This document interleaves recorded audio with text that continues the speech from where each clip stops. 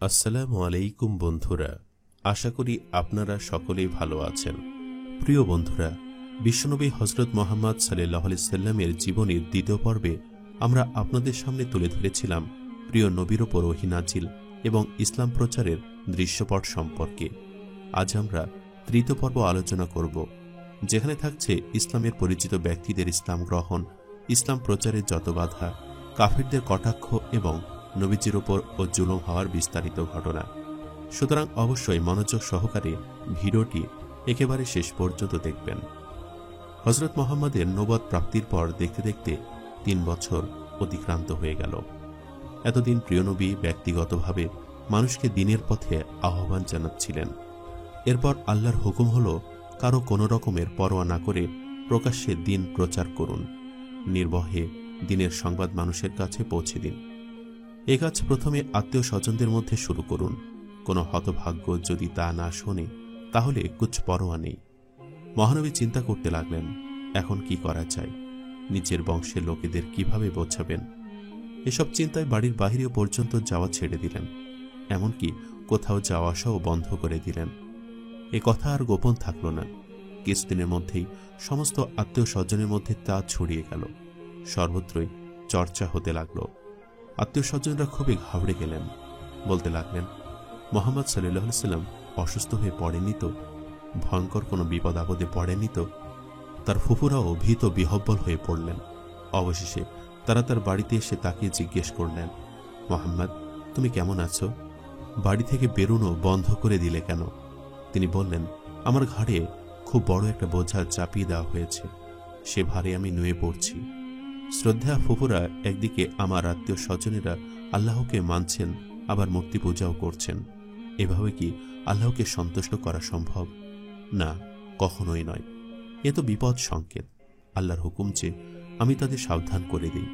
আমি তাদের বলি, তোমরা মূর্তি পূজা ত্যাগ করো। আমি চিন্তা করছি কি করব। কখনো মনে হচ্ছে তাদের খাওয়ার জন্য নিমন্ত্রণ করি, তারপর সেখানে তাদের আল্লাহর নাফরমানি থেকে সুরক্ষার আহ্বান জানাই। ফুফুরা বললেন, অসুবিধা কি, নিমন্ত্রণ করো, কিন্তু আবু লাহাবকে ডেকো না, সে ধরে প্রাণ থাকতে তোমার কথা শুনবে না।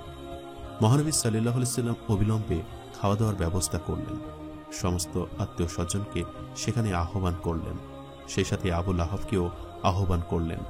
যদিও ফুফুরা নিষেধ করেছিলেন, তবুও ডাকলেন। আর তিনি এ কথাও জানতেন যে আবু লাহাব তার কথা মানবে না এবং তার দেহের শেষ রক্ত বিন্দুটুকু দিয়ে হলেও তার বিরোধিতা করবে। নিমন্ত্রণ রক্ষায় বহু লোকের সমাবেশ ঘটল। সবাই একসাথে খাওয়া দাওয়া করলেন। এদের মধ্যে তার চাচা, চাচাতো ভাই ও সমস্ত আত্মীয় স্বজন সামিল ছিলেন।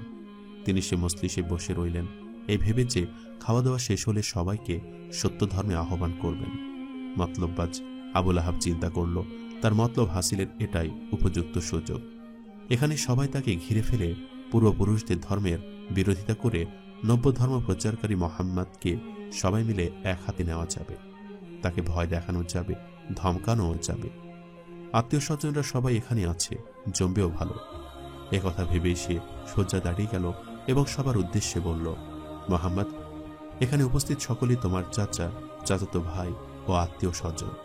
দেখো, তুমি বেশ কিছু কাল যাবৎ এমন কিছু কথাবার্তা প্রচার করছো যা আমাদের জন্য খুবই উদ্বেগের বিষয়। ইতিমধ্যে তুমি তোমার পূর্বপুরুষদের ধর্ম থেকে মুখ ফিরিয়ে নিয়ে তাদের বংশ পরম্পরাগত ধর্মবিশ্বাসের ওপর আঘাত এনেছ। তুমি সে ধর্মের বিরুদ্ধে সম্পূর্ণ নতুন একটি ধর্মমত প্রচার করছো। এটা তুমি মোটেই ভালো করছো না। এর পরিণাম হবে খুবই মারাত্মক। তুমি তোমার বংশের লোকেদের এমন একটা অবস্থার মুখে এনে দাঁড় করিয়েছ যে সারা আরব মুলক তাদের বিরোধিতা করছে, অথচ সবাই জানে যে সে শক্তির মোকাবেলা করাটা হবে আমাদের সাধ্যের বাহিরে। এখন তুমি যদি এসব ত্যাগ না করো তাহলে বাধ্য হয়ে আমাদের তোমার বিরুদ্ধে ব্যবস্থা নিতে হবে।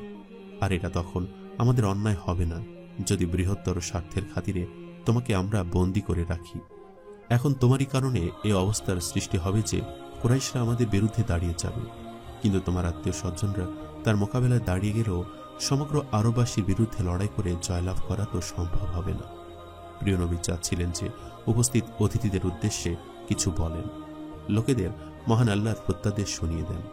তিনি তাদের বুঝিয়ে দেন যে আল্লাহর নির্দেশ অমান্য করার পরিণাম কতটা ভয়াবহ। তিনি বুঝিয়ে দেন যে কোনটা ভালো আর কোনটা মন্দ। কিন্তু মতলববাজ আবুল আহাব তাকে কথা বলার কোনো সুযোগ না দিয়েই বিশৃঙ্খলা সৃষ্টির উদ্দেশ্যে সবাইকে বলল, এ বড়ই খারাপ কথা। সময় থাকতে তোমরা তাকে পরিত্যাগ করো। তোমরা তাকে অন্য দ্বারা আক্রান্ত হওয়ার সুযোগ কেন দিচ্ছ? সে সময় তোমরা বড়ই বিপদগ্রস্ত হয়ে পড়বে। তাকে তাদের হাতে তুলে দিলে তোমরা বেইজ্জতি হবে, তোমরা বদনামি হবে, আর তাকে রক্ষা করতে গেলে তোমরা মারা পড়ে যাবে। সুতরাং এখনই তাকে ধরে বন্দী করে রাখো। সোফিয়া নামে তার এক ফুপু সেখানে উপস্থিত ছিলেন। এ কথা শুনে তিনি চারপর্নায় উদ্বেগের সাথে বললেন, আমার ভাইয়েরা, আমার ভাইপোকে অপমান করতে তোমাদের লজ্জা পাওয়া উচিত। আল্লাহর কসম, লোকে তো এক যুগ ধরে বলে আসছে যে মুত্তালিবের সন্তানদের মধ্যেকার একজনের পুত্র নবী হবেন। শুনে নাও, মুহাম্মদ নবী, তিনি তোমাদের মহান সন্তান। আবুল আহাব ব্যঙ্গ করে চিৎকার করে বলল, তোমাদের কি? তোমরা শাড়ি চুরি পরে ঘরের মধ্যেই থাকবে, আর আক্রমণ এলে তো যুদ্ধ আমাদেরই করতে হবে। আর কোনো গোষ্ঠী যদি আমাদের সাথে যোগ না দেয় তাহলে কি হবে? আমাদের তো ঝাড়ের বংশে নিপাত হয়ে যাবে। আবু তালিব বললেন, দেহের শেষ রক্ত বিন্দুটুকু দিয়েও তাকে রক্ষা করব। আবুল আহাব বলল, ভাই সব, এখান থেকে বেরিয়ে চলো। এখানে আমাদের আর এক মুহূর্ত অপেক্ষা করা উচিত নয়। সবাই উঠে চলে গেল। প্রিয়নবীর মনের কথা মনেই রয়ে গেল। তিনি আবারও আত্মীয় স্বজন ও পাড়া প্রতিবেশীদের নিমন্ত্রণ করলেন। খাওয়া দাওয়ার শেষে মহানবী সকলের উদ্দেশ্যে আল্লাহর প্রত্যাদিষ্ট বাণী শোনালেন। বললেন, বিপদ আপদে আপনাদের সকলে রক্ষাকর্তা নিশ্চয়ই আপনাদের মিথ্যা বাণী শোনাতে পারেন না। আল্লাহর কসম, আমি আমার আত্মীয় স্বজনদের সাথে কখনোই মিথ্যা বলতে পারি না। যদি অপরিচিত কাউকে মিথ্যা বাক্য বলি বা ধোঁকাও দিই, তা সত্ত্বেও কোনো অবস্থাতেই আমি আপনাদের সাথে ওই ব্যবহার করতে পারি না। আল্লাহ জানেন আমি তার রাসূল, তিনি আমাকে আপনাদের মধ্যে প্রেরণ করেছেন। আর শুনুন, এ আরবের আর কোনো গোষ্ঠীর কোনো ব্যক্তি আমার চেয়ে শ্রেষ্ঠ বস্তুর সন্ধান পায়নি। আমি আপনাদের ইহ পরকালের মঙ্গল বার্তা নিয়ে উপস্থিত হয়েছি। প্রভুর আদেশ যে আমি আপনাদের তার দিকে আহ্বান করি। আপনাদের মধ্যে এমন কেউ কি নেই যিনি এ সত্য মানুষের কাছে পৌঁছে দেওয়ার জন্য আমাকে সহযোগিতা করেন? তারপর তিনি কিছুক্ষণ নীরবে উপস্থিত লোকেদের চেহারা নিরীক্ষণ করতে লাগলেন। কে তার প্রতি সহযোগিতার হাত বাড়িয়ে দেন, কে ইসলামের জন্য নিবেদিত প্রাণ হয়ে তার সহযোগিতার জন্য প্রস্তুতি নিচ্ছেন, কে তার আহ্বানে সাড়া দেয়, আর কে হয় নিবেদিত প্রাণ। কিন্তু কেউ কোনো সাড়া দিল না। সবাই যেন সাপের মতো অন্ধকারে মুখ লোহবার চেষ্টা করল। কিছু লোক তাকে পাগল মনে করে তার দিকে অবহেলা দৃষ্টিতে তাকাতে লাগলো। কিছু লোক রাগে মুখ ফিরিয়ে নিল, আর কেউ বা পিঠ টান দেওয়ার কথা চিন্তা করতে লাগলো। ঠিক এমন সময় রোগা পাতলা, দুঃখভরা আঁখি আর গোফ দাড়িহীন 12-13 বছরের এক কিশোর বীরের মতো উঠে দাঁড়িয়ে দৃপ্ত কণ্ঠে বলল, আল্লাহর রাসূল, আমি আপনার সাথী হব, আমি আপনার সহযোগিতা করব। কি অদ্ভুত দৃশ্যের অবতারণা হলো! বালকের প্রত্যয় দীপ্ত বিরচিত বাক্য শুনে উপস্থিত সকলে হতচকিত হয়ে গেল। দীর্ঘক্ষণে নীরবতা ভেঙ্গে শোরগোল উঠল। তারা চিৎকার করে বলল, বলুন আবু তালিব, আপনি ভাইপোকে রক্ষা করবেন না নিজের ছেলেকে রক্ষা করবেন? দ্বিতীয় সভাও সমাপ্ত হল, কিন্তু এ প্রচেষ্টাও ব্যর্থ হল। তবু তিনি নিরাশ হলেন না, পূর্ণ শক্তিতে কাজ করে যেতে লাগলেন। এবার তিনি অন্য পথ অবলম্বন করলেন। কাবার নিকটবর্তী সাফা পাহাড়ের উপর উঠে বড়ই আবেগ ভরা কণ্ঠে মক্কাবাসীদের উদ্দেশ্যে উদাত্ত কণ্ঠে বললেন, কুরাইশ ভাই সব, কুরাইশ ভাই সব। আরে কে চিৎকার করছে? কার কণ্ঠস্বর ভেসে আসছে? কে বলল? আর কারো নয়, মুহাম্মদ সাল্লাল্লাহু আলাইহি ওয়াসাল্লামের কণ্ঠস্বর ওই পাহাড়ের উপর থেকে ভেসে আসছে। লোকেদের মধ্যে এরকম গুঞ্জরণ ছড়িয়ে পড়ল। কিছুক্ষণ পরে সে আহ্বানে সাড়া দিয়ে বহু লোক জড়ো হয়ে গেল। তারা উদ্বিগ্ন হয়ে জিজ্ঞেস করতে লাগলো, বলো মুহাম্মদ, কি হয়েছে? কি ব্যাপার? মহানবী সকলের উদ্দেশ্যে আবেগ মথিত স্বরে উদাত্ত কণ্ঠে বললেন, ভাই সব, যদি আমি বলি পাহাড়ের পেছন থেকে শত্রুদল তোমাদের ওপর আক্রমণ করতে আসছে, তাহলে তোমরা তা বিশ্বাস করবে? উপস্থিত জনতা একসাথে বলল, হ্যাঁ হ্যাঁ, অবশ্যই বিশ্বাস করব, কারণ আপনি আমাদের সঙ্গে কখনোই মিথ্যা কথা বলেননি। মহানবী সাল্লাল্লাহু আলাইহি ওয়াসাল্লাম বড়ই দরদ ভরা কণ্ঠে সবার উদ্দেশ্যে বললেন, আমার প্রিয় ভাতৃবৃন্দ, আমি তোমাদের এক ভয়ানক আযাবের দুঃসংবাদ জানাচ্ছি, যা তোমাদের সামনে দাঁড়িয়ে আছে। আমি অনুভব করছি যে তা ওই পাহাড়ের দিক থেকে ধেয়ে আসছে। কুরাইশ ভাই সব, আল্লাহর অসন্তুষ্টি থেকে তোমরা নিজেদের রক্ষা করো। আগুন থেকে নিজেদের বাঁচাও। আল্লাহর অসন্তুষ্টির কারণে তোমাদের উপর গজবের আগুন বর্ষিত হলে আমি তোমাদের রক্ষা করতে সমর্থ হব না। আল্লাহর অসন্তুষ্টির আগুন থেকে রক্ষা পাওয়ার একমাত্র উপায় আল্লাহকে এক বলে মানা এবং আমাকে তার প্রেরিত রাসূল বলে স্বীকার করা। আবুল আহাব এ কথা শুনে রেগে আগুন হয়ে গেল। তারপর এক ধমক মেরে গাধার মতো চিৎকার করে বলল, গোল্লায় যাও মুহাম্মদ, তুমি আমাদের এর জন্য ডেকেছিলে? মহানবী তার নিজের চাচার এ হেন আচরণে মনে বড়ই আঘাত পেলেন। তিনি তার দিকে দুঃখিত চিত্তে তাকালেন, কিন্তু কোনো তর্ক বিতর্কে লিপ্ত হলেন না, যাতে তিনি অন্য লোকেদের সাথে শান্তিপূর্ণভাবে আন্তরিকতাপূর্ণ আলাপ করতে পারেন, যাতে তিনি জনসাধারণকে সত্য ধর্মে আহ্বান করতে পারেন এবং প্রভুর প্রত্যাদিষ্ট বাণী শোনাতে পারেন। কিন্তু আবুল আহাবের মন মোটেও নরম হল না। উল্টো সে আরো গোলমাল পাকাতে লাগল, যাতে লোকে মহানবীর কথা না শোনে। অবশেষে লোকেরা সেখান থেকে চলে গেল। সেসব লোকেরা কেউ বলতে লাগলো, আব্দুল মুত্তালিবের নবযুবক পুত্র আকাশ থেকে কথা বলে। কে বলল, মুহাম্মদ এমন একজনকে ইবাদত করতে বলছে যাকে আমরা চোখে দেখিনি, যার কথা আমরা কানেও শুনিনি। কেউ বলল, মুহাম্মদ যার সাথে কথা বলেন তার সাথে আমাদের যোগাযোগ করিয়ে দিচ্ছেন না কেন? ইসলামের আহ্বান শোনাতে শোনাতে মহানবীর আরেক যুগ সময় অতিবাহিত হয়ে গেল। মহানবী তার নিবেদিত প্রাণ শিষ্যদের নিয়ে বাড়ি আসেন, আবার প্রচারে বেরিয়ে যান। সেখানে তিনি তাদের কোরআনের আয়াত শোনাতে লাগলেন। নিরক্ষর লোকেরা তা বারবার শুনে উত্তমরূপে মুখস্থ করে নিতে লাগল এবং স্বাক্ষর লোকেরা তা লিখে রাখতে লাগল এবং সেই সাথে মুখস্থ করে নিতে লাগল। ছোট বালক বালিকাদের তা মুখস্থ করিয়ে নিতে লাগলেন এবং নবাগত মুসলিমদেরও উত্তমরূপে মুখস্থ করাতে লাগলেন।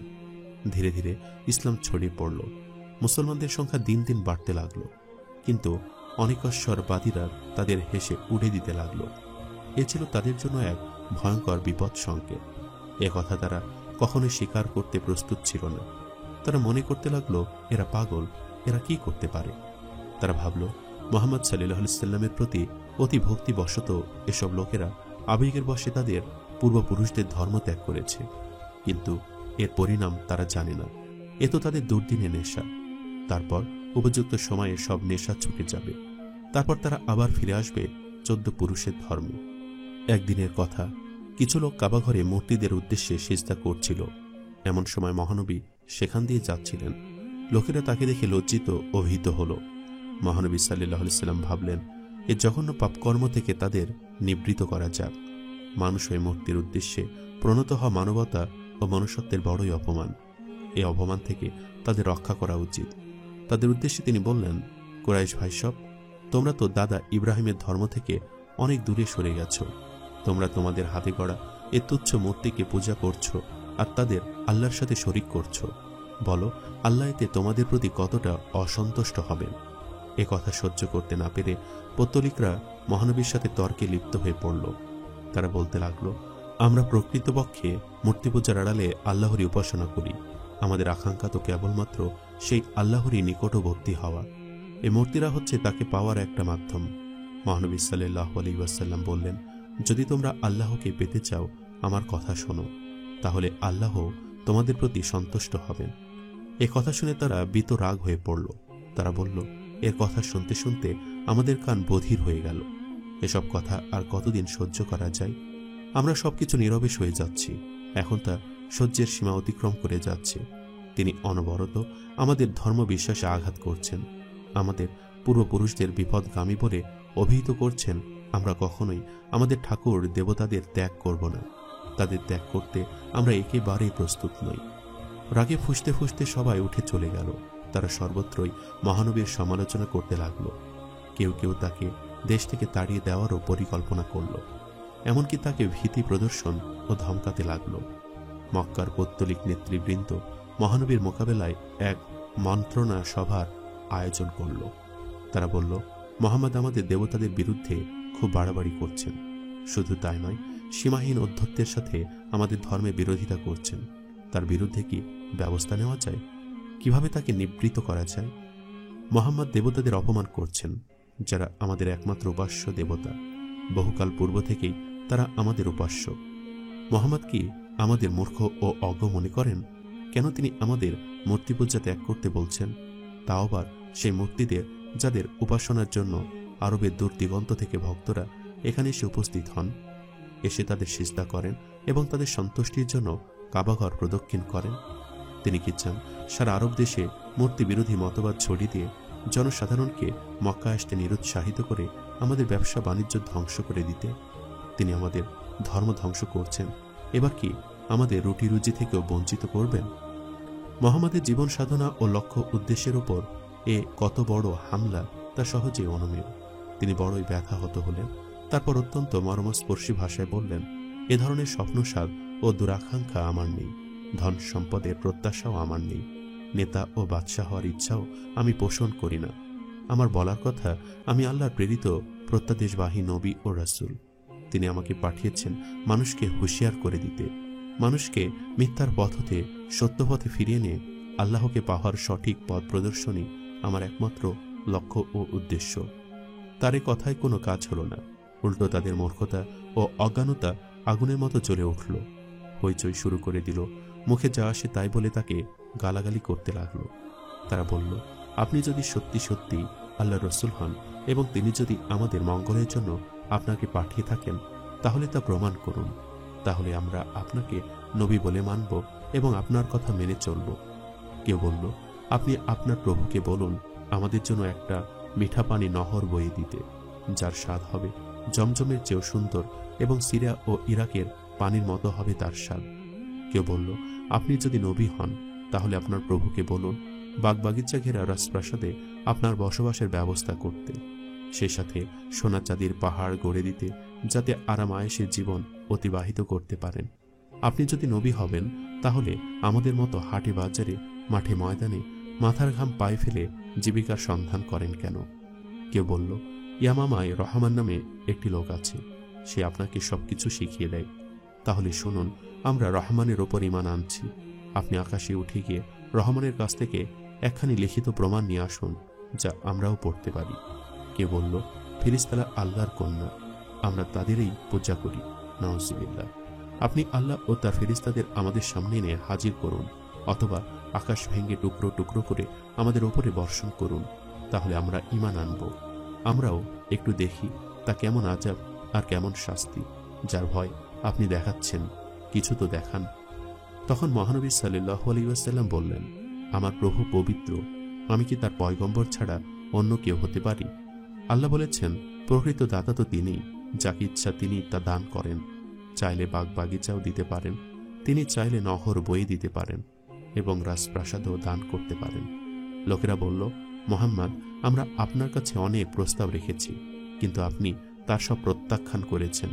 আমরা আপনার কাছে কত আবেদন নিবেদন করেছি, কিন্তু আপনি একটা কথাও শোনেননি।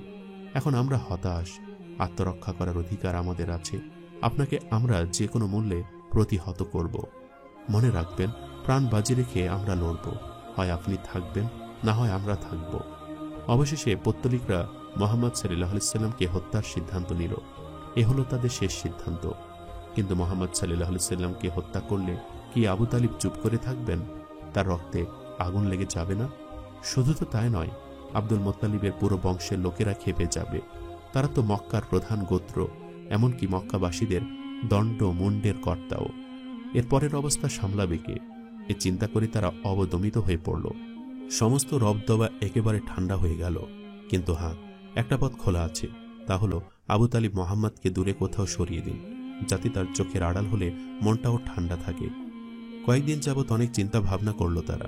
অবশেষে এ মূর্খরা একটা পরামর্শ করল, ঠিক করল আবু তালিবের কাছে এমন একজন যুবককে নিয়ে যাওয়া হোক, যে শক্তি ও সাহসে যথেষ্ট বীরত্বের অধিকারী এবং সৌন্দর্য জগতেরও সম্রাট। তাকে বলো, তুমি এ যুবককে রাখো, বিনিময়ে মুহাম্মদকে আমাদের হাতে অর্পণ করো। এই কুমতলব হাসিল করার উদ্দেশ্যে পত্তলিক নেতারা আবু তালিবের কাছে এলো। সাথে নিয়ে এলো ওয়ালিদ বিন উমারা নামের এক মোটা তাজা যুবককে। এসে আবু তালিবকে বলল, আবু তালিব, এ আমাদের প্রিয় পুত্র ওয়ালিদ, মক্কার সবচেয়ে শক্তিমান ও সুশ্রী এক যুবক। সে সৌন্দর্য জগতেরও সম্রাট। আজ থেকে এ আপনার পুত্র। সকল ব্যাপারে সে আপনাকে সুপরামর্শ দেবে এবং সকল কাজ নিজ হাতে করে দেবে। এই সুপুরুষ যুবকটিকে আপনি রাখুন, আর এর বিনিময়ে আপনার ভাইপো মুহাম্মদকে আমাদের দিয়ে দিন। আমরা তাকে নিঃশেষ করে দিই। বিনা কারণে এক বিতর্ক তুলে সমগ্র জাতিকে তিনি ছিন্ন ভিন্ন করে দিচ্ছেন। বিনিময়ে তার চেয়ে ভালো একজন যুবককে আমরা আপনাকে দিয়ে দিচ্ছি। সমাজের নেতাকোচ্ছের এক দৃষ্টে এসব লোকেদের এরকম হঠকারী বক্তব্যে আবু তালিব বিস্মিত চিত্তে তাদের দিকে তাকিয়ে রইলেন। এ হঠকারী কুমতলববাজ লোকেদের উপযুক্ত জবাব দেওয়ার জন্য কিছুক্ষণ নীরব থাকার পর মুখ খুললেন। এরপর বললেন, অজ্ঞ হঠকারী বুদ্ধির ঢেকি কুরাইশ নেতৃবৃন্দ, তোমাদের কথা শুনে আমি বড়ই কৌতুক বোধ করছি। তোমরা কি করে ভাবলে যে তোমাদের এই অপদার্থ পুত্রকে আমি খাইয়ে পরিয়ে মোটা তাজা করি আর আমার হৃদয়ের ধন কলিজার টুকরো মোহাম্মদকে তোমাদের দেই, আর তোমরা তার উপর জিঘাংসা বৃত্তির চরিতার্থ করতে তাকে হত্যা করে টুকরো টুকরো করো? আল্লাহর কসম, মহাপ্রলয় কাল অবধি তা হতে দেব না। কুরাইশ নেতাদের মধ্যে ছিল আদির পুত্র মৃতাইন। সে বলল, আল্লাহর কসম, আবু তালিব জাতি আপনাদের প্রতি অনেক সুবিচার করেছে।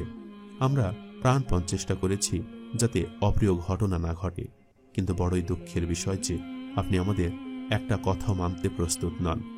আবু তালিব বললেন, আল্লাহর কসম, আমার প্রতি সামান্যতম সুবিচারও করা হয়নি। আসল কথা হলো, তোমরা আমাকে বেইজ্জতি করার সিদ্ধান্ত নিয়েছ। তোমরা সিদ্ধান্ত নিয়েছ যে দেশের জনসাধারণকে আমার বিরুদ্ধে খেপিয়ে দিয়ে তোমরা আমার সর্বনাশ সাধনে লিপ্ত থাকবে। তবে ঠিক আছে, মন যা চায় তা করে দেখো। কুরাইশরা বলল, আপনি আমাদের প্রতি সামান্যতম সুবিচারও করেন না, আমাদের সাথে না আপনার ভাইপোর সাথে। আমরা আপনাকে কতবার অনুনয় বিনয় করেছি যে আপনি আপনার ভাইপোকে বোঝান, তাকে বাধা দিন, কিন্তু আপনি আজ পর্যন্ত কিছুই করেননি। শুনে রাখুন, এবার যদি আমাদের দেবতাদের ও পূর্বপুরুষদের বিরুদ্ধে কিছু বলা হয় এবং আমাদের ধর্মীয় ধ্যান ধারণায় আঘাত করা হয়, তা আমরা বলে দিচ্ছি, আমরা আর সহ্য করব না। এখন কেবলমাত্র দুটি পথ খোলা আছে, হয় বুঝিয়ে তাকে বিরত রাখুন, নতবা আমাদের সঙ্গে লড়াইয়ের জন্য প্রস্তুত থাকুন। আপনি যদি তার পক্ষে থাকেন তাহলে আমরা আপনার বিরুদ্ধেও লড়ব, তার বিরুদ্ধেও লড়ব। পরিণামে হয় আপনি থাকবেন, নতবা আমরা থাকব। এসব কথা বলে লোকেরা চলে গেল। ব্যাপার বড়ই কঠিন। আবু তালিব বড়ই দুশ্চিন্তাগ্রস্ত হয়ে পড়লেন। হৃদয় বড় দুঃখ ভারাক্রান্ত হয়ে উঠল। জাতীয় বংশের লোকেদের এ প্রকাশ্য হুমকি তার প্রাণকে বড়ই আহত করল। জাতি লোকদের এ শত্রুতামূলক জঘন্যতম কুপ্রস্তাব মেনে নেওয়া যেমন তার পক্ষে সম্ভব ছিল না, তেমনি প্রাণপ্রিয় ভাইপো মোহাম্মদ সাল্লাল্লাহু আলাইহি ওয়াসাল্লামের সামান্যতম ক্ষতিও তার পক্ষে মেনে নেওয়া সম্ভব ছিল না। এ ছিল বড়ই বেদনাদায়ক পরিস্থিতি। এ ছিল তার আত্মমর্যাদা ও দায়িত্বশীলতার বিরাট একটা পরীক্ষা। আবু তালিব মাথায় হাত দিয়ে ভাবতে বসলেন, চিন্তা করতে লাগলেন, আমি কি করব? উফ, আমি কি করব? তার মধ্যে এক গভীর দ্বন্দ্ব উপস্থিত হলো। তার বিবেক তাকে নানা প্রশ্নে জর্জরিত করতে লাগলো। আবু তালিব, তুমি কি করবে? বলো, এখন তোমার কি সিদ্ধান্ত হলো? তুমি কি তোমার প্রাণপ্রিয় ভাইপোকে ওই ঘৃণ্য শত্রুদের হাতে তুলে দেবে, নাকি তাকে রক্ষার জন্য শরীরের শেষ রক্ত বিন্দুটুকু দিয়েও লড়াই করবে? এখন সিদ্ধান্ত নেওয়ার পালা। এখন সারা পৃথিবীর অপেক্ষার সময় দেখা যাক তিনি কি করেন। অবশেষে আবু তালিব সিদ্ধান্ত নিলেন, তিনি প্রাণপ্রিয় ভাইপোকে ইসলাম প্রচারে বিরত হতে বলবেন। এ প্রচার জাতির সমস্ত রকমের শত্রুতার মূল কারণ। তা কুরাইশদের ঐক্যবদ্ধতাকে ছিন্ন ভিন্ন করে দিয়েছিল, তাদের আত্মমর্যাদা ও অহংকার বোধকে আহত করেছিল। মুহাম্মদ সাল্লাল্লাহু আলাইহি ওয়াসাল্লাম চাচা আবু তালিবের কাছে গেলেন। চাচা আবু তালিব তাকে সমস্ত বৃত্তান্ত শোনালেন, কুরাইশদের হুমকির কথাও তাকে অবগত করালেন। তারপর বললেন, প্রাণপ্রিয় পুত্র আমার, আল্লাহর জন্য তুমি আমার ও তোমার জীবনের প্রতি মনোযোগী হও। তুমি আমার ওপর এতটা ভার চেপো না যা আমি বইতে অক্ষম হই। এ ছিল মুহাম্মদের পরবর্তী সিদ্ধান্তে সম্পর্কে এক বিরাট জিজ্ঞাসা চিহ্ন। এখন শুধু জবাবের অপেক্ষা। বিশ্ব মানবতার কল্যাণে নিবেদিত ও আল্লাহর প্রেরিত নবী মুহাম্মদ সাল্লাল্লাহু আলাইহি ওয়াসাল্লাম নিজের প্রাণ বাঁচানোর জন্য আল্লাহর আহ্বান জনগণকে শুনিয়ে তাদের সত্য সুন্দরের পথে আহ্বানের তাগিদ কি পরিত্যাগ করবেন? তিনি কি আল্লাহর আহ্বান থেকে মুখ ফিরিয়ে চাচার মুখাপেক্ষী হয়ে সিদ্ধান্ত নেবেন? এখন কি ইমানের জগৎ বিপ্লবী আলো থেকে এ দুনিয়া বঞ্চিত হবে আর কুফরির অন্ধকারে ডুবে যাবে এ পৃথিবী? আবু তালিব বললেন, মুহাম্মদ সাল্লাল্লাহু আলাইহি ওয়াসাল্লাম, আমার কথা তো শুনবে, বলো তোমার কি সিদ্ধান্ত? মুহাম্মদ সাল্লাল্লাহু আলাইহি ওয়াসাল্লাম সেই সিদ্ধান্ত নিলেন যে সিদ্ধান্ত স্বয়ং আল্লাহ তাআলা করে রেখেছেন। তিনি সেই সিদ্ধান্ত নিলেন যা স্বয়ং আল্লাহ তাআলা পছন্দ। তিনি দৃঢ় কঠিন পদভরে ইস্পাত কঠিন সংকল্প নিয়ে তার প্রাণের কথাটি বললেন, চাচাজি, আল্লাহর কসম, আমার এক হাতে যদি দেওয়া হয় আকাশের সূর্য আর অন্য হাতে যদি দেওয়া হয় আকাশের চাঁদ, তা সত্ত্বেও আল্লাহর প্রদত্ত সত্য ধর্ম প্রচার থেকে আমি কখনো বিরত হব না। এর জন্যে জীবনের শেষ রক্ত বিন্দুটুকু দিয়ে লড়তেও আমি পিছুপা হব না। না, এর যে দৃঢ়তা, এর যে বড় আত্মবিশ্বাস আর এর যে বড় দৃঢ় কঠিন সংকল্প আর হয় না। মুহাম্মদ সাল্লাল্লাহু আলাইহি ওয়াসাল্লাম সে সিদ্ধান্তই শুনিয়ে দিলেন, যা একান্তভাবেই সর্বশক্তিমান আল্লাহর ইচ্ছা ও জগতের সত্যপন্থী মানুষদের চিরকালের আকাঙ্ক্ষা। চাচা আবু তালিব ভাইপো মুহাম্মদ সাল্লাল্লাহু আলাইহি ওয়াসাল্লামের প্রবল আত্মবিশ্বাস দীপ্ত এ দৃঢ় কঠিন সংকল্প দেখে বিস্ময় বিমুগ্ধ দৃষ্টিতে তার পানে নীরবে তাকিয়ে রইলেন। তিনি চিন্তার সাগরে ডুবে গেলেন।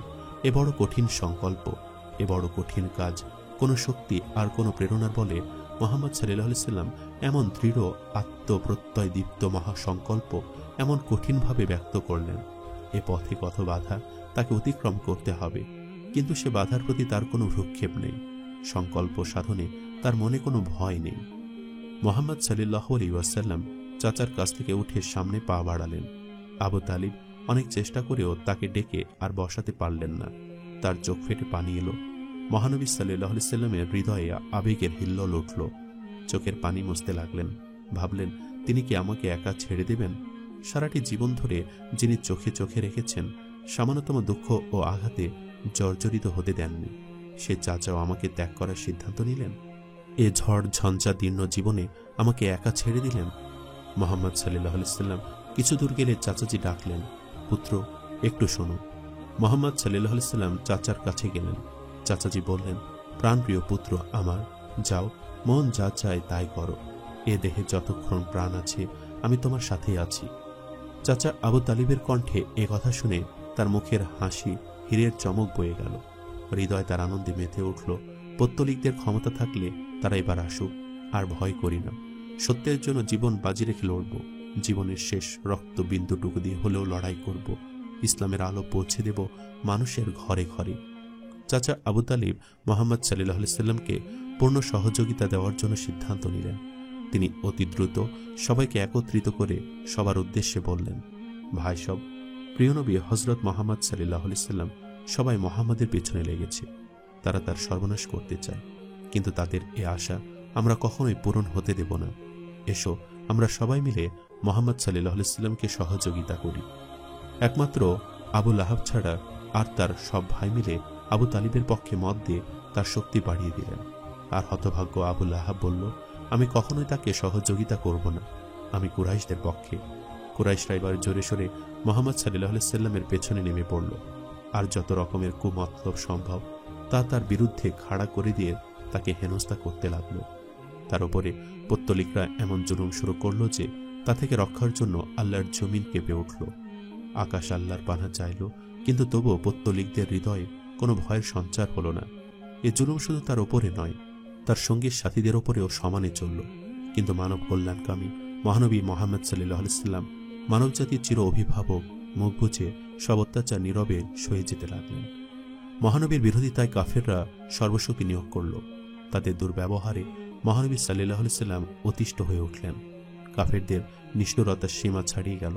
তাকে দেখলেই তারা অকথ্য ভাষায় গালিগালাজ করতে লাগলো, তার উপরে পাথর নিক্ষেপ করতে লাগলো। তাদের আচার আচরণে পশুরাও লজ্জায় মুখ ফেরাতে লাগলো। এমন হীন ও নিজ কর্ম নিয়ে যা তারা বাকি রাখল।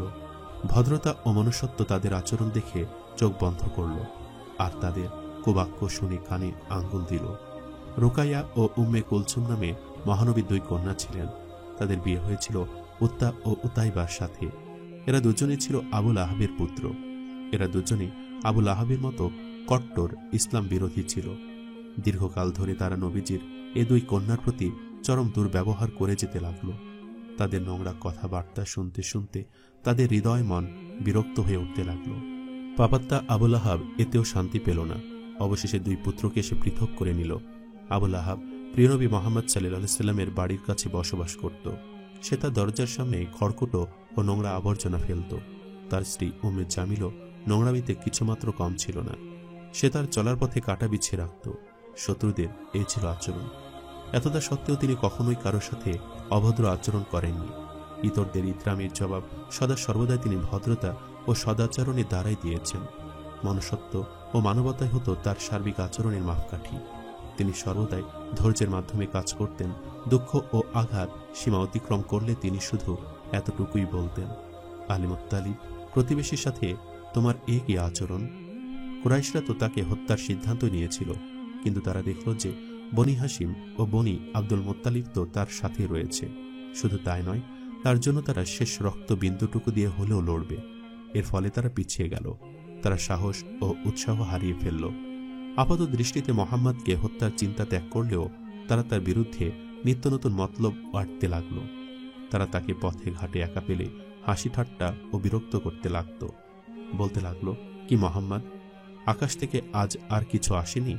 অথবা বলতো, আল্লাহ রসুল বানাবার মতো আর কাউকে পেল না, তোমাকে রসুল বানালো? তোমার চেয়েও অনেক বুদ্ধিমান ও মালদার লোক তো এ সমাজে রয়েছে। সেই সাথে তারা হাততালি দিত, শীষ দিত, যাতে মোহাম্মদ কোনো কথা না বলতে পারেন। দরিদ্র ও দুর্বল মুসলমানদের দেখলেই তারা জোরে হাসি ঠাট্টা করত আর বলতো, এরা এ দুনিয়ার বাদশা, খুব সত্তরই এরা রোম ও ইরান জয় করবে। তার সবচেয়ে বড় শত্রু ছিল আবু জেহেল। সে ছিল দুশ্মন কুল শিরোমণি। সততা ও ভদ্রতার লেশমাত্র ছিল না তার মধ্যে। তার বিরোধিতার জন্য হেন কুকর্মও নেই যা সে করত না। তাকে যেখানেই পেত সেখানে যন্ত্রণা দিত। অন্য লোকেদেরও তার বিরুদ্ধে উস্কে দিত। তিনি যখন নামাজ পড়তেন তখন সে তার সাথীদের নিয়ে তাকে ঠাট্টা বিদ্রুপ করত, হৈ হট্টগোল ও হাসি ঠাট্টা করত। তিনি ধর্ম প্রচার করতে গেলে গোন্ডাদের দিয়ে সে কাজে বাধা দিত, তাদের নিয়ে হাসি ঠাট্টা করত। লোকেদের দেখে সে বলতো, মোহাম্মদের কথাও শোনো, আবার আরাম সে বাঁশিও বাজা। শুধু তাই নয়, সে তার সাথীদের বলল, আল্লাহর কসম, আগামীকাল বিরাট একটা পাথর নিয়ে বসে থাকব, এমন ভারী পাথর যে মোহাম্মদ সিজদায় গেলে তার মাথায় আঘাত করলে তার মাথা চূর্ণ হয়ে যাবে। মন চাই তোমরা আমার সাথে থেকো, না চাইলে চলে যেও। আলে মানবদের সাথে পরে মোকাবেলা করা যাবে। সাথীরাও তাকে প্রোৎসাহ দিল। সাহস দিতে গিয়ে তারা বলল, তওবা তওবা, আমরা কি কখনো তোমাকে ত্যাগ করতে পারি? আমাদের ব্যাপারে তুমি নিশ্চিন্ত থেকো, মনে যা ইচ্ছা হয় তাই করো, আমরা তোমার সাথে আছি। সকাল হলে আবু জেহেল এক ভারী পাথর নিয়ে কাবার নিকটে গিয়ে অপেক্ষা করতে লাগলো। কাছাকাছি জায়গায় তার সাথীরাও গিয়ে বসল। প্রত্যেক দিনের মতোই মহানবী সাল্লাল্লাহু আলাইহি সাল্লাম এলেন এবং রোকনে ইয়ামানি ও হাজরে আসওয়াদের মধ্যবর্তী স্থানে দাঁড়িয়ে নামাজে মশগুল হয়ে গেলেন। তারপর মহানবী সিজদায় যাওয়ার সাথে সাথেই আবু জেহেল পাথর উঠিয়ে তার দিকে ধাবিত হল। সাথীরা সেখানে বসে মনোযোগ সহকারে দেখতে লাগলো কি ঘটতে যাচ্ছে। কি অদ্ভুত দৃশ্য! আল্লাহর এক দুশমন সে মাথা চূর্ণ করতে যাচ্ছে, যার মাথা তার প্রভুরই পদতলে পড়ে রয়েছে, আর সে তার মাথায় চূর্ণ করতে যাচ্ছে যার মাথা রক্ষার দায়ভার স্বয়ং আল্লাহরই হাতে। সাথীরা ভীত সন্ত্রস্ত চিত্তে আবু জেহেলের এ কর্মকাণ্ড রুদ্ধশ্বাস নেত্রে দেখতে লাগলো। হঠাৎ তারা দেখতে পেল আবু জেহেল ফিরে আসছে। তার চেহারা ফ্যাকাশে হয়ে গেছে, ভয়ে চোখ উল্টে যাওয়ার মতো অবস্থা। হাতের পাথর পূর্বের মতো হাতে রয়ে গেল। প্রিয়নবী হযরত মুহাম্মদ সাল্লাল্লাহু আলাইহি সাল্লামের সাথীরা ভীত সন্ত্রস্ত চিত্তে এগিয়ে গিয়ে জিজ্ঞেস করল, আরে কি হয়েছে, কি হয়েছে? আবু জেহেল হাফাতে হাফাতে বলল, আরে তোমরা কিছু দেখোনি? সামনে অগ্নিকুণ্ড, আর একটুখানি এগুলে জ্বলে পুড়ে ছাই হয়ে যেতাম। এ কথা শুনে তারা বিস্ময়ে হতবাক হয়ে মুখ চাওয়াচাই করতে লাগলো। তারা মনে করল এসব আবু জেহেলের কারসাজি। আসলে এসব তার লোক দেখানো ব্যাপার, আদৌ সে তাকে মারতে যেতে চায়নি। এসব দেখে তার এক সাথীর মনে জেদ চেপে গেল। সঙ্গে সঙ্গে সে পাথর উঠিয়ে সে মহানবী সাল্লাল্লাহু আলাইহি সাল্লামের দিকে ধাবিত হলো। কিছু দূর গিয়ে সে থেমে গেল এবং আবু জেহেলের মতোই সে ফিরে এলো। লোকেরা দেখল তার চেহারাও ফ্যাকাশে হয়ে গেছে, ভয়ে তার চোখ উল্টে যাবার মতো অবস্থা। আল্লাহ তাকে সাহায্য করলেন। শত্রুদের চক্রান্ত ব্যর্থ হয়ে গেল। শয়তানদের মনের কথা মনেই রয়ে গেল। এটা কোনো নতুন ঘটনা নয়। কুরাইশরা অনবরত নতুন নতুন চক্রান্তের জাল বুনে যেতে লাগল, কিন্তু তাদের আকাঙ্ক্ষা অপূর্ণ রয়ে গেল। তারা অনবরত সর্বনাশা চিন্তা করতে লাগল, কিন্তু কোনো চক্রান্তই তারা বাস্তবে রূপ দিতে পারল না। তারা তার বিরুদ্ধে কিছুই করতে না পেরে অবশেষে হতদরিদ্র ও দুর্বল মুসলমানদের উপর প্রতিশোধ নিতে লাগল। এ অপকর্মে কুরাইশদের সাথে সাথে আরও কয়েকটি গোত্র যোগ দিল। এ গোত্রগুলি এবার দলবদ্ধভাবে অত্যাচারে নেমে পড়ল। তারা একটা চুক্তিও করল। সে চুক্তি অনুসারে তারা সিদ্ধান্ত নিল যে কোনো জায়গায় যে কোনো গোত্র যে যেভাবে পারবে মুসলমানদের তারা ক্ষত বিক্ষত করতে থাকবে। এ চুক্তি ছিল মুসলমানদের জন্য খুবই যন্ত্রণাদায়ক ও বেদনাদায়ক। তাদের কবল থেকে মুক্তি পাওয়া তাদের জন্য একটা অসাধ্য ব্যাপার হয়ে গেল। প্রত্যেকটি গোত্র তাদের সুবিধা মতো মুসলমানদের উপরে জুলুম অত্যাচার করতে লাগলো। তারা ইচ্ছা মতো তাদের মারধর করতে লাগলো। কারো দাস অথবা দাসী মুসলমান হয়ে গেলে তো কথাই নেই, তাদের উপরে অত্যাচার সীমা ছাড়িয়ে যেতে লাগলো। আর তাদের দাস দাসীদের ইসলাম ত্যাগ না করা পর্যন্ত তারা সীমাহীন জুলুম অত্যাচার চালিয়ে যেতে লাগলো। দিনের পর দিন অত্যাচার বেড়ে চলল। তারা এতই নিষ্ঠুর ছিল যে তাদের পাষাণ হৃদয় বলায় অধিকতর যুক্তিসঙ্গত। তাদের অত্যাচারে ধরণী কেঁপে উঠল, আকাশ ভেঙে পড়তে চাইল। এ অত্যাচারীরা অসহায় মুসলমানদের বন্দী করল, প্রচণ্ড মারধর করল, ক্ষুধা পিপাসায় কষ্ট দিল। মক্কার তপ্ত মরুভূমিতে শুয়ে তাদের উপর চরম অত্যাচার চালালো। গরম লোহ শলাকা দিয়ে দাগ দিল, পানিতে ডুবিয়ে ডুবিয়ে নির্যাতন করল। এদের মধ্যে একেবারে দুর্বল ঈমান যাদের, তারা এ অত্যাচার সইতে না পেরে কেবলমাত্র প্রাণের তাগিদেই তারা পুনরায় ফিরে গেল পূর্বের পৌত্তলিকতায়। আর কিছু লোক প্রাণ বাঁচানোর তাগিদে মুখে পৌত্তলিকতা স্বীকার করে নিল, কিন্তু অন্তরে তারা মুসলমান রয়ে গেল। আর এক শ্রেণীর মুসলমান যারা কাফেরদের অত্যাচারে অতিষ্ঠ হয়ে প্রাণ দিতে রাজি ছিলেন, কিন্তু ঈমান দিতে রাজি ছিলেন না কিছুতেই। এ সাহসী মুসলমানরা নিজেদের জীবনের বিনিময়েও জালিমদের বিরুদ্ধে মোকাবেলা করে চললেন। এই বীর মুসলমান নওজোয়ানদের ও যুবকদের মধ্যে ছিলেন ইয়াসির, তার সহধর্মিনী সুমাইয়া ও তাদের কলিজার টুকরো পুত্র সন্তান আম্মার। মক্কার এই তিন ব্যক্তি ছিলেন খুবই গরিব। একেবারে প্রথম দিকে এরা ইসলাম গ্রহণ করেছিলেন। শত্রুরা তাদের উপর চরম অত্যাচার করল। তারা তাদের কাপড় খুলে দিত, প্রচণ্ড রোদে মক্কার তপ্ত মরুভূমিতে তাদের শুয়ে দিয়ে অত্যাচার করত। কখনো গায়ে আগুন দিয়ে পুড়িয়ে দিত, কখনো বা পানিতে ডুবিয়ে কষ্ট দিত। এমন দুঃসহ অবস্থার মধ্য দিয়ে মহানবী মুহাম্মদ সাল্লাল্লাহু আলাইহি সাল্লাম যখন তাদের কাছ দিয়ে অতিক্রম করতেন, তখন সান্ত্বনা দিতেন এবং বড়ই দরদের সঙ্গে বলতেন, ধৈর্য ধরো, ধৈর্য ধরো, তোমাদের ঠিকানা জান্নাত। এ অত্যাচারে অতিষ্ঠ ইয়াসির ছটফট করতে করতে মারা গেলেন। হযরত সুমাইয়া আবু জেহেলের হাতে শহীদ হলেন। আবু জেহেল সদা সর্বদাই তার উপরে অত্যাচার করত। অত্যাচারে অতিষ্ঠ সুমাইয়ার সুযোগ বুঝে আবু জেহেলকে এক আঘাত দিলেন। ক্রোধান্ଧ আবু জেহেল তাকে বল্লমের আঘাতে খুন করল। সুমাইয়া শহীদ হয়ে গেলেন। ইসলামের ইতিহাসে সর্বপ্রথম শহীদ হওয়ার মর্যাদা লাভ করলেন এই সম্মানিত মহিলা হযরত সুমাইয়া রাদিয়াল্লাহু তাআলা আনহা। এ দুষ্ট লোকেরা হযরত আম্মারের উপর অত্যাচারের চূড়ান্ত করল। তারা তাকে লোহার বেড়ি পরিয়ে প্রচণ্ড রোদে মক্কার তপ্ত মরুভূমিতে ছেড়ে দিত। কখনো বা তপ্ত বালুতে শুয়ে তাকে এমনভাবে মারত যে তিনি বেহুশ হয়ে যেতেন। কিন্তু এ মারপিট ও রোদের গরম তার হৃদয়ের ঈমানের চেয়ে বেশি তপ্ত বলে কখনোই প্রতীত হতো না। ইসলামের এ বীর পুরুষদের মধ্যে হযরত খাব্বাবও ছিলেন। ইনি ছিলেন উম্মে আনমারের দাস। এ পাপিষ্ট লোহার শিক গরম করে তার মাথায় ছ্যাঁকা দিত। উফ, কি কষ্টটাই না তিনি পেতেন। একদিন এমনও করল যে জ্বলন্ত অঙ্গার বিছিয়ে দিয়ে তাতে শুইয়ে দিল এবং সে অবস্থাতেই সে অঙ্গার ঠান্ডা হয়ে গেল। হযরত খাব্বাব এ অত্যাচারের কথা জানিয়ে মহানবীর কাছে ফরিয়াদ করলে তিনি স্বয়ং আল্লাহর দরবারে হাত তুলে বললেন, হে আল্লাহ, তুমি খাব্বাবকে সাহায্য করো। মহানবীর দোয়া আল্লাহর দরবারে গৃহীত হলো। উম্মে আনমারের মাথায় এক রোগ হলো। চিকিৎসকরা চিকিৎসা করতে গিয়ে বললেন তার মাথায় গরম লোহার শলাকা দিয়ে দাগাতে হবে। অতএব হযরত খাব্বাব লোহা শলাকা গরম করে তার মাথায় দাগাতেন। এ বীর মুসলমানদের অন্যতম হযরত বেলাল ছিলেন খালফের পুত্র উমাইয়ার হাফসি কৃতদাস। উমাইয়া তাকে অনাহারে রেখে দিত, ফলে ক্ষুধা পিপাসায় তার প্রাণ ওষ্ঠাগত হয়ে উঠত। দুপুরের সময় তপ্ত পাথরের চাতালে শুইয়ে দিয়ে তাকে পাথরের চাপা দিয়ে রাখত এবং বলতো, হয় মোহাম্মদকে ত্যাগ করে লাতুজ্জার পূজা কর, নতবা এভাবে শাস্তি ভোগ কর। হযরত বেলাল এসব অত্যাচার নীরবে সয়ে যেতেন। সে সময় তার মুখ দিয়ে একটি মাত্র বাক্য বের হতো, আহাদ আহাদ, আল্লাহ তো এক, আল্লাহ এক। ঈমান তার রক্ত মাংস সহ সমস্ত সত্তার সাথে মিশে গিয়েছিল।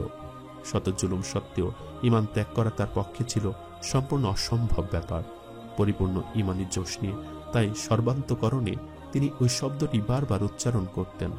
প্রিয় নবী মুহাম্মদ যখনই তাকে এ অবস্থায় দেখতেন, তখনই তাকে ভরসা দিতেন আর দরদ ভরা কণ্ঠে বলতেন, বেলাল, ভয় পেও না, আহাদ আহাদি অবিলম্বে তোমাকে মুক্তির স্বাদ দেবেন। ওয়ারাকা বিন নওফেল তাকে অতিক্রম করার সময় বলতেন, আল্লাহর কসম, এ অবস্থায় যদি তোমাদের মৃত্যু হয় তাহলে আমি তোমাদের কবরস্থানগুলোকে জিয়ারত গৃহে পরিণত করব। হযরত বেলাল পাহাড়ের মতো ধৈর্য ধারণ করে রইলেন। তারপর হযরত আবু বকর উমাইয়ার কাছে গিয়ে তাকে বললেন, আরে উমাইয়া, তোমার মধ্যে কি দয়া মায়া বলে কিছু নেই? তুমি তাকে তিলে তিলে হত্যা করছো। উমাইয়া বলল, তোমরাই তো এদের মাথা খারাপ করে দিয়েছ, এখন তুমিই তাকে বাঁচাও। হযরত আবু বকর রাদিয়াল্লাহু তাআলা আনহু বললেন, আমার এক পৌত্তলিক দাস আছে, তুমি তাকে নিয়ে বেলালকে আমাকে দাও। উমাইয়া বলল, ঠিক আছে, আমি রাজি, তুমি বেলালকে নিয়ে তাকে আমাকে দাও। হযরত আবু বকর রাদিয়াল্লাহু তাআলা আনহু তার পৌত্তলিক কৃতদাসের বিনিময়ে বেলালকে নিয়ে গিয়ে তাকে মুক্ত করে দিলেন। কেবল হযরত বেলালই নন, এরকম অগণিত কৃতদাস ইসলাম গ্রহণের কারণে এভাবে নির্যাতিত হচ্ছিলেন। হযরত আবু বকর রাদিয়াল্লাহু তাআলা আনহু সেসব দিন দরিদ্র হতভাগ্য কৃতদাসদের প্রতি এহেন অত্যাচারে বড় ব্যথিত ও মর্মাহত হয়ে উঠলেন। হযরত আবু বকর রাদিয়াল্লাহু তাআলা আনহু সে কৃতদাসদের কিনে কিনে স্বাধীন করে নিতে লাগলেন।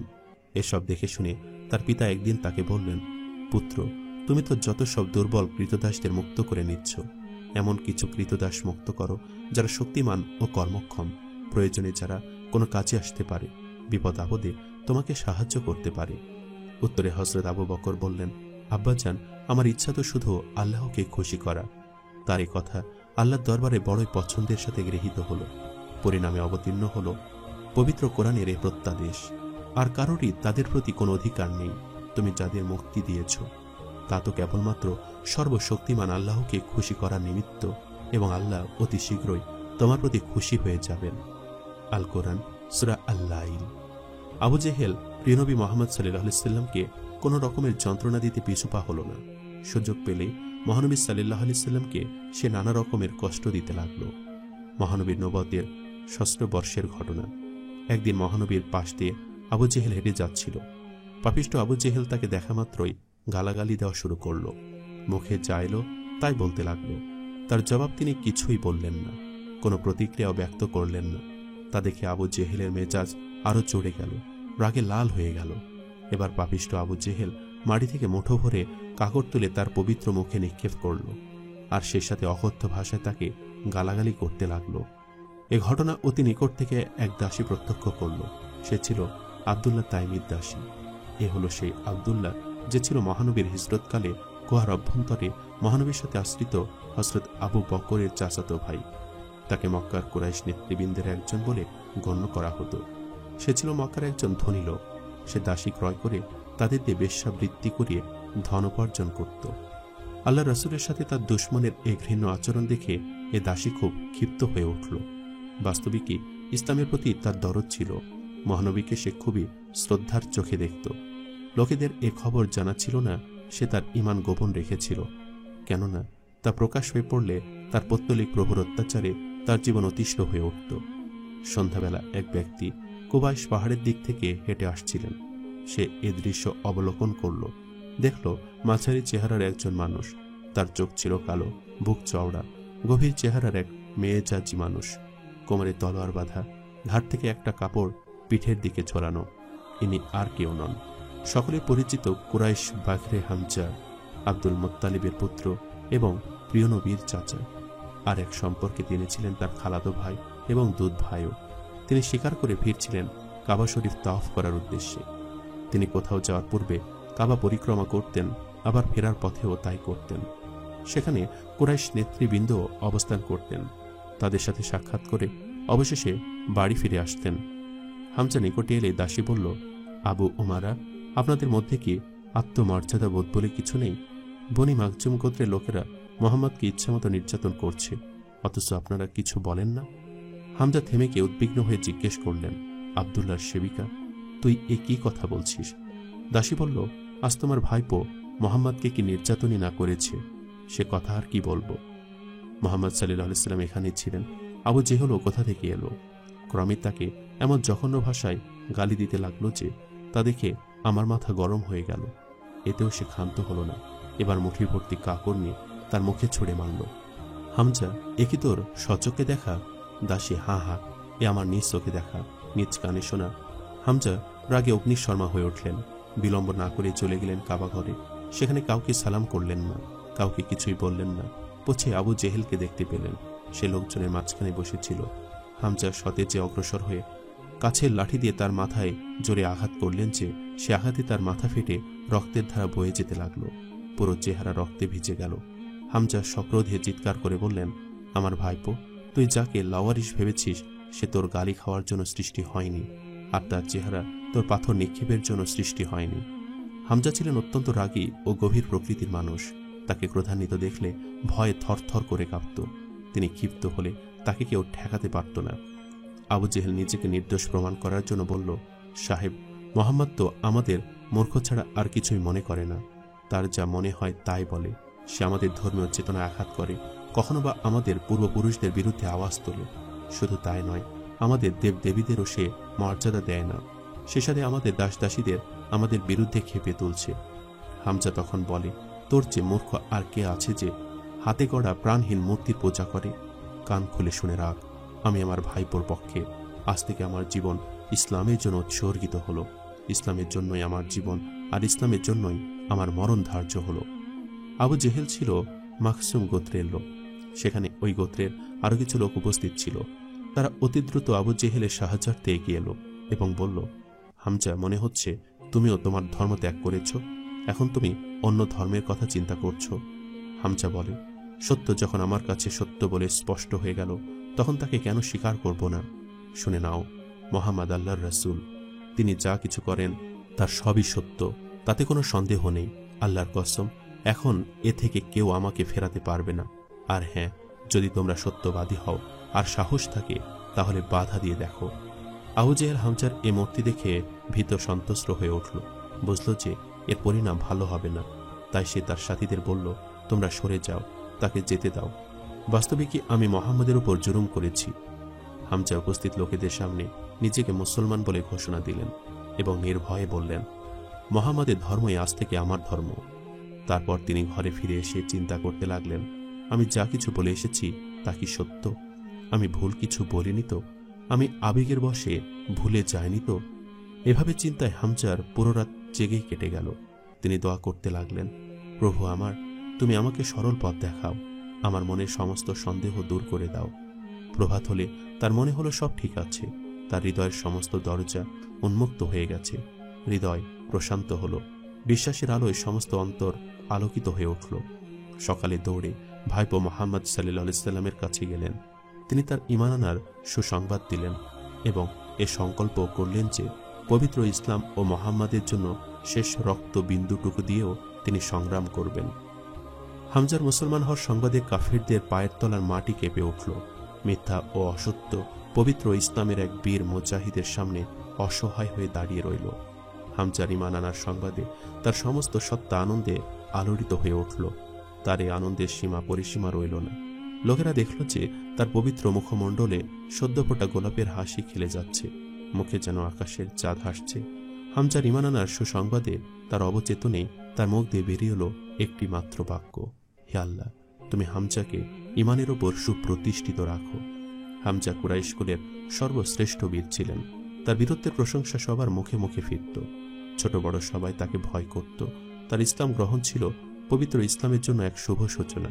সে সময় মহানবী সাল্লাল্লাহু আলাইহি সাল্লাম এ দোয়াও করলেন, হে আল্লাহ, উমর ও আমরের মধ্যে যে তোমার অধিক প্রিয়, তাকে নিয়ে তুমি ইসলামে সহযোগিতা করো। উমর ছিল খাত্তাবের পুত্র, আর আমর ওরফে আবু জেহেল ছিল হিশামের পুত্র। এরা ছিল কুরাইশ কুলের মধ্যে খুবই শক্তিশালী ও প্রভাবশালী দুই গোত্রপতি। তার আশঙ্কা ছিল যে এদের মধ্য থেকে যে কেউ ইসলাম গ্রহণ করলে ইসলামের শক্তি বহুগুণ বেড়ে যাবে। মুসলমানদের শক্তি সামর্থ্য দিনের পর দিন বেড়ে চলল। তা দেখে কুরাইশ নেতৃবৃন্দ প্রমাদ গুনতে লাগলো, আর সে সাথে নয়া নয়া চক্রান্তের জাল বিস্তার করে যেতে লাগলো। সে সাথে হামজার ইসলাম গ্রহণ তাদের জন্য বিরাট এক বিপদ ও তাদের অস্তিত্ব রক্ষার বিরুদ্ধে বিরাট এক হুমকি হয়ে দাঁড়ালো। শত্রুরা হামজার ইসলাম গ্রহণের সুসংবাদে যুগপৎ বিস্মিত ও ক্ষুব্ধ হয়ে উঠল। সর্বত্রই নিরাশার আধার ঘনিয়ে এলো। সর্বত্রই নৈরাশ্য ও উদাসীনতার ছাপ সুস্পষ্ট হয়ে উঠল। একাধিক ব্যক্তি একত্রিত হলেই এ বিষয়ে দুঃখ ও শোক প্রকাশ করতে লাগল। একদিন একদল কুরাইশ একত্রিত হয়ে মহানবীর সম্পর্কে নানা রকম আলাপ আলোচনা করছিল। মহানবীকে কিভাবে রোখা যায় তাই ছিল তাদের আলোচনার মূল বিষয়বস্তু। এর মধ্যে অন্যতম কুরাইশ দলপতি উবা বিন রবিয়া সবার উদ্দেশ্যে বলল, ভাই সব, আমি মোহাম্মদের সাথে কথা বলবো। আমার ইচ্ছা যে আমি তার কাছে কিছু প্রস্তাব উত্থাপন করি। হয়তো তিনি আমাদের কোনো কথা মেনে নিতে পারেন, নতবা নতুন কোনো প্রস্তাব দিতে পারেন। সবাই সমস্বরে বলল, অবশ্যই যাও আবুল ওয়ালিদ, গিয়ে তাকে যে কোনো মূল্যে রাজি করাও। উবা উঠে প্রিয় নবীর কাছে গিয়ে বলল, প্রিয় ভাতিশপুত্র, তুমি জানো যে তুমি কত মহান ও উচ্চ বংশের সন্তান। আমাদের হৃদয়ে তোমার স্থান কোথায় তা তুমি খুব ভালোই জানো। কিন্তু তুমি এমন একটা খারাপ আওয়াজ তুলেছ যে তাতে পুরো সমাজ ব্যবস্থা ভেঙে পড়েছে, সমগ্র জাতি দ্বিধা বিভক্ত হয়ে পড়েছে। আচ্ছা শোনো, আমি কিছু প্রস্তাব তোমার কাছে রাখছি, হয়তো তোমার কাছে তা গ্রহণযোগ্য হতে পারে এবং তুমি এ কাজ ত্যাগও করতে পারো। প্রিয় নবী বললেন, হ্যাঁ হ্যাঁ বলুন আবুল ওয়ালিদ, আমি তা মনোযোগ দিয়ে শুনব। উবা বলল, ভাতিশপুত্র, জাতির মধ্যে বিভেদ সৃষ্টি করে কি লাভ? ধন সম্পদ চাও তো বলো, আমরা তার ব্যবস্থা করি। নেতা হওয়ার ইচ্ছা থাকলে বলো, আমরা তোমাকে নেতৃত্বে বরণ করি।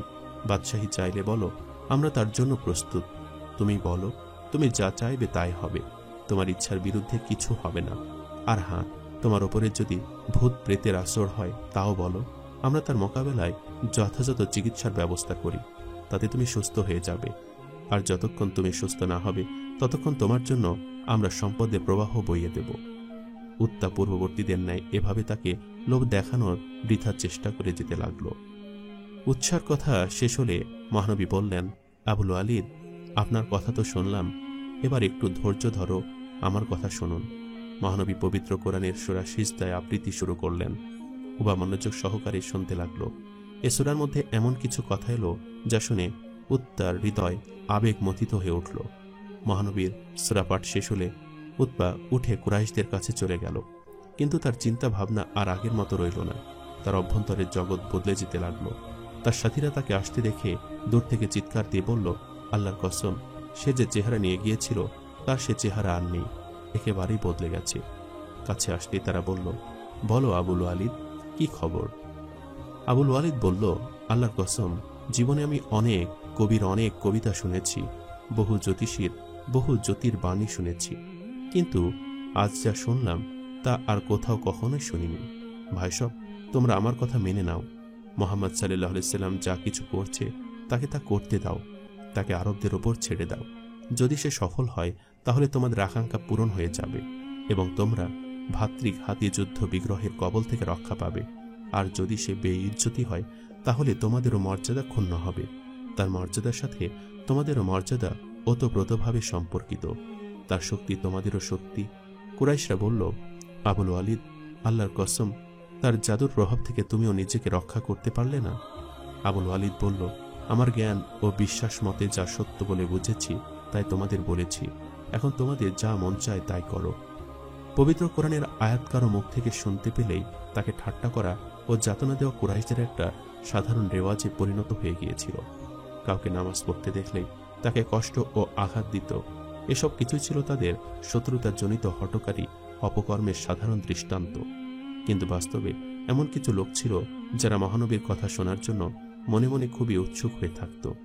কোরআনের আয়াত শুনতেও তারা খুব ভালোবাসত। মুসলমানরা তখনও পর্যন্ত খুবই গোপনে এবং ধীর আওয়াজে কোরআন পড়তেন এবং মুখস্থ করে নিতেন। একদিন কেউ একজন বললেন, কোরআন খুবই ধীর কণ্ঠস্বরে পাঠ করা হচ্ছে। কুরাইশরাই এর ফলে কোরআনের বাণী শুনতে পাচ্ছে না। তারা এ মহাবাণীর অন্তর্নিহিত ভাব ও সৌন্দর্য সম্পর্কে কিছুই জানতে পারছে না।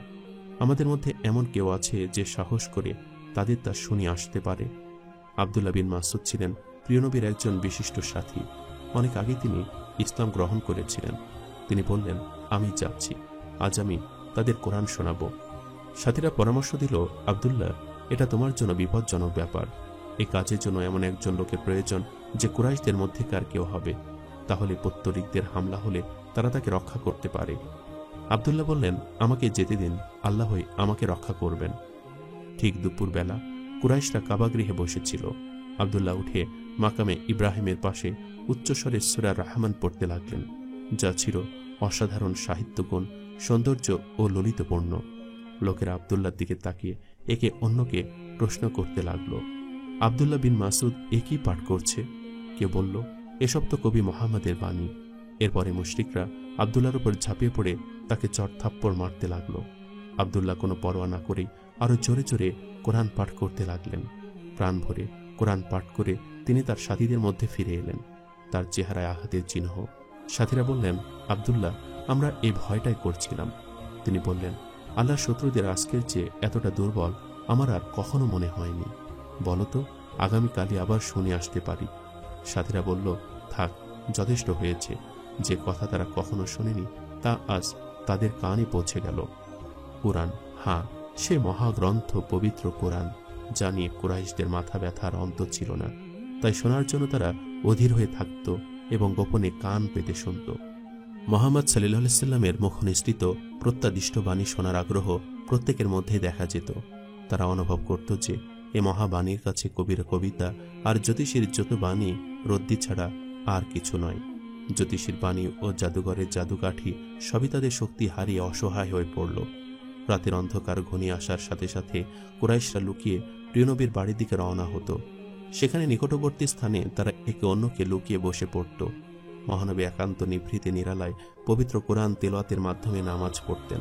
সে আওয়াজ ছিল বড়ই মিষ্টি মধুর, বড়ই সুন্দর। উচ্চারণ ভঙ্গি ছিল ভারী সুন্দর ও মনোরঞ্জক। বারবার তিনি পুনরুচ্চারণ করতেন। এসব লোকেরা নিশ্চুপ হয়ে বসে বসে তা শুনত, আর প্রভাত হয়ে এলে যার যার ঘরে ফিরে যেত। এসব হতো রাতের অন্ধকারে, কেউ কারো খবর জানতে পেত না। মহানবীও এসব খবর জানতেন না। একদিনকার কথা, আবু জেহেল, আবু সুফিয়ান ও আখনাস নিজ নিজ বাড়ি থেকে রওনা হলেন। চারিদিকে অন্ধকার ঘনিয়ে এসেছিল। এ তিন ব্যক্তি লুকিয়ে মহানবীর বাড়ির কাছাকাছি গিয়ে গোপনে বসে পড়ল। অন্ধকার রাত বলে কারো পক্ষে কাউকে দেখতে পাওয়া সম্ভব ছিল না। মহানবী সাল্লাল্লাহু আলাইহি সাল্লাম কুরআন পড়ছিলেন। আওয়াজ ছিল ভারী সুন্দর ও মনোহর, শুনতে বড়ই ভালো লাগছিল। গোপনে যার সেই বসেছিল আর ভাবছিল, আমি একাই। প্রভাতে যে যার গৃহপানে ফিরে চলল। কিন্তু হঠাৎ এক জায়গায় তিনজনই একে অন্যের মুখোমুখি হয়ে পড়ল। সবাই সবার উদ্দেশ্যের কথা জেনে ফেলল। সকলে সকলের কাছে যার পর না লজ্জিত হলো এবং ঠিক করল যে এ কথা কেউ কাউকে বলবে না। তারা বলল, আমাদের বাহিরে যদি আগে ঘটনা কেউ দেখে ফেলে তাহলে বড়ই দুর্ভাগ্যের কারণ হবে। আমাদের সবকিছু ফাঁস হয়ে যাবে, আর তা হবে মুহাম্মদ সাল্লাল্লাহু আলাইহি সাল্লামের জন্য বড়ই সুসংবাদ। পরদিন রাতেও একই ঘটনার পুনরাবৃত্তি ঘটল।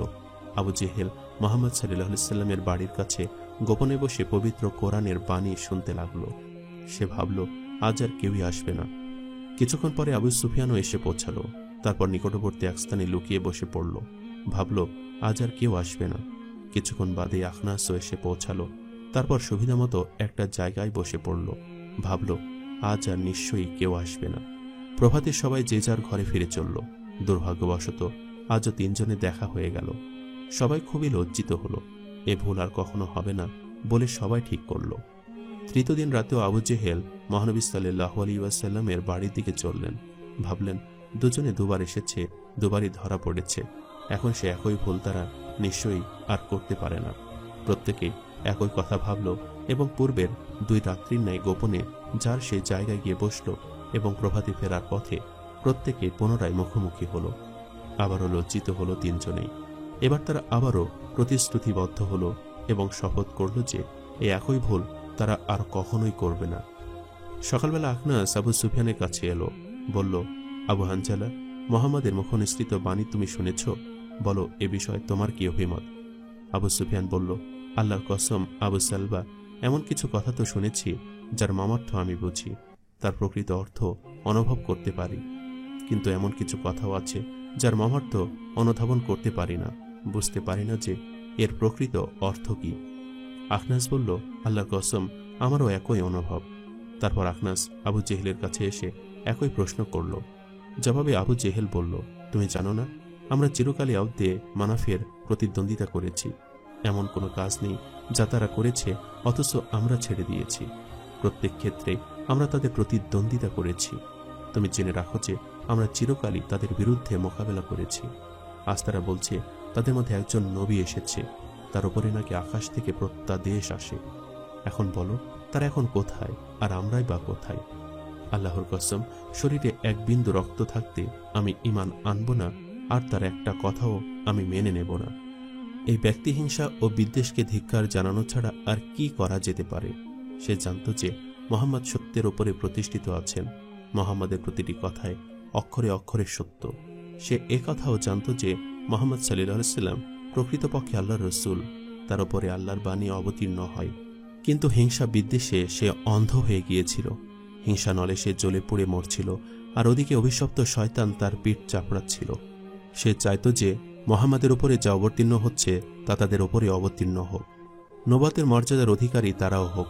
পূর্ব প্রতিদ্বন্দ্বিতার জেদ ধরে সে আলে মুত্তালিব থেকে কিছুমাত্র পেছনে থাকতে চায়নি। ওয়ালিদ বিন মুগিরা তো খোলাখুলি বলতো, আমাকে ছেড়ে মুহাম্মাদের উপর আল্লাহর বাণী অবতীর্ণ হতে পারে, যেখানে আমি কুরাইশদের একজন সম্মানিত নেতা, সবার চোখে আমি অভিজাত ব্যক্তিত্ব। শুধু তাই নয়, হকিব গোত্রের নেতা আবু মাসুদ কি এই মর্যাদা থেকে বঞ্চিত হতে পারে? কি অদ্ভুত কথা! এ লোকেরা নবুয়তের যোগ্যতা লাভ না করা সত্ত্বেও নিজেদের নবী হবার দাবিদার বলে তুলে ধরতে লাগলো। অথচ তারা বুঝল না যে তাদের এই দাবি কতটা অযৌক্তিক। কুরাইশদের মধ্যে নজর বিন হারিস নামে এক কুখ্যাত বদমাইশ লোক ছিল।